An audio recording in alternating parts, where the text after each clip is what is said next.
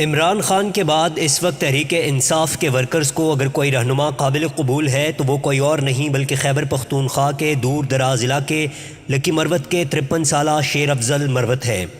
شیر افضل مروت کا سیاسی پس منظر کیا ہے، وہ ایک تیسرے درجے کے رہنما سے اتنے مقبول رہنما کیسے بنے، سول جج سے مولانا فضل الرحمان کی جے یو آئی اور پھر جے یو آئی سے عمران خان کی پی ٹی آئی تک کا سفر کیسے طے کیا،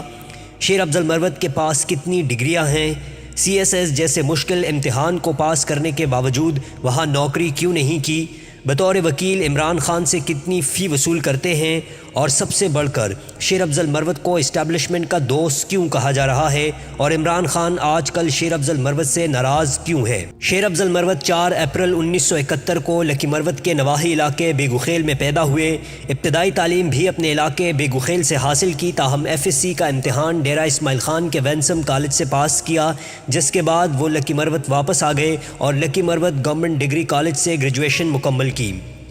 شیر افضل مروت کے قریبی ساتھیوں کے بقول وہ بچپن سے ہی انتہائی قابل، بہادر اور ذہین انسان واقع ہوئے ہیں۔ شیر افضل مروت کی ذہانت کا اندازہ اس بات سے لگایا جا سکتا ہے کہ انہوں نے 1 یا 2 نہیں بلکہ پے در پہ 4 ڈگریاں حاصل کر رکھی ہیں۔ شیر افضل مروت نے سب سے پہلے پشاور یونیورسٹی سے ایم اے ہسٹری کا امتحان پاس کیا اور اس کے بعد ایم اے جرنلزم کی ڈگری حاصل کر لی۔ جرنلزم کرنے کے بعد وہ کچھ عرصہ انگریزی اخبار بزنس ریکارڈر اور پھر کچھ عرصہ روزنامہ آج کے ساتھ بطور رپورٹر وابستہ رہے، تاہم اس دوران انہوں نے پشاور یونیورسٹی سے ایل ایل بی کا امتحان بھی پاس کیا اور صحافت کی دنیا کو خیرباد کہہ کر وکالت کی جانب آ گئے۔ بطور جونیئر وکیل کام کے ساتھ ساتھ انہوں نے پشاور یونیورسٹی سے پولیٹیکل سائنس میں بھی اپنا ماسٹرز مکمل کیا۔ 1995 میں شیر افضل مروت نے سی ایس ایس کا امتحان بھی پاس کیا، تاہم Pakistan audit and accounts group میں لوکیشن کے بعد وہ وہاں ملازمت اختیار نہ کر سکے۔ 1996 میں انہوں نے جوڈیشری کا امتحان اچھے نمبروں کے ساتھ پاس کر کے سول جج تعینات ہوئے۔ دوران ملازمت شیر افضل مروت 2010 میں ایل ایل ایم کرنے برطانیہ چلے گئے اور کارڈف یونیورسٹی سے اپنا ایل ایل ایم مکمل کر کے واپس آ گئے۔ انہوں نے برطانیہ کی معروف آکسفورڈ یونیورسٹی سے قانون کے 2 شارٹ کورسز بھی کر رکھے ہیں۔ اگر شیر افضل مروت کے سیاسی پس منظر کی بات کریں تو ان کا خاندان سیاست میں پہلے سے ہی متحرک تھا، کیونکہ ان کے والد محمد عظیم خان خود بلدیاتی انتخابات میں حصہ لیتے رہے ہیں اور ضلعی اور تحصیل کونسل کے چیئرمین رہ چکے ہیں۔ شیر افضل مروت کے والد بے گخیل لکی مروت میں امن کمیٹی میں بھی شامل رہے اور جنوری 2012 میں جب خیبر پختونخوا میں دہشت گردی عروج پر تھی تب وہ ٹی ٹی پی کے ایک دہشت گرد حملے کا شکار ہو کر جاں بحق ہو گئے تھے۔ 2009 میں جب جے یو آئی پیپلز پارٹی کی وفاقی حکومت کی اتحادی تھی اور رحمت اللہ کاکڑ وفاقی وزیر برائے ہاؤسنگ تھے تو شیر افضل مروت ڈپوٹیشن پر اسلام آباد میں ڈی جی ہاؤسنگ تعینات ہوئے تھے۔ اس دوران چونکہ چیف جسٹس افتخار محمد چودھری بحال ہو گئے تھے تو انہوں نے ڈپوٹیشن پر تعینات تمام ججز اور لا افسران کو واپس اپنے عہدوں پر آنے کے لیے کہا، جس پر شیر افضل مروت نے استعفیٰ دے کر باقاعدہ سیاست میں آ گئے اور جے یو آئی کا حصہ بن گئے۔ شیر افضل مروت 2010 سے 2017 تک جے یو آئی کا باقاعدہ حصہ رہے۔ 2017 کے آخر میں شیر افضل مروت نے پی ٹی آئی میں شمولیت اختیار کی اور جولائی 2018 کے عام انتخابات میں انہوں نے لکی مروت کے سطح پر پی ٹی آئی کے امیدواروں کی حمایت کی تھی اور ان کے انتخابی مہم میں اہم کردار ادا کیا تھا، تاہم تب ان کو مرکزی سطح پر کوئی بڑا عہدہ نہیں ملا تھا۔ وہ تحریک انصاف میں اس وقت مین سٹریم پر آئے جب 2022 میں تحریک عدم اعتماد کے بعد پی ٹی آئی قائدین پر کئی نوعیت کے مقدمات قائم کیے گئے۔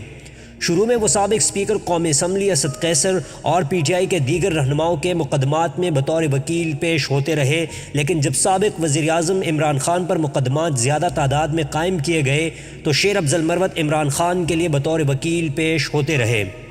تب جب ان سے سوال ہوا کہ عمران خان سے بطور وکیل کتنا معاوضہ وصول کرتے ہیں تو ان کا جواب تھا کہ عدالت میں عمران خان کو دیکھنا اور ان سے بات کرنا ہی میری کل فیس ہے۔ شیر افضل مروت تیسرے درجے کے ایک سیاسی رہنما سے مقبول رہنما تب بنے جب 9 مئی واقعات کے بعد تحریک انصاف کے بہت سے مین سٹریم رہنما یا تو پارٹی چھوڑ گئے اور یا روپوش ہونے لگے۔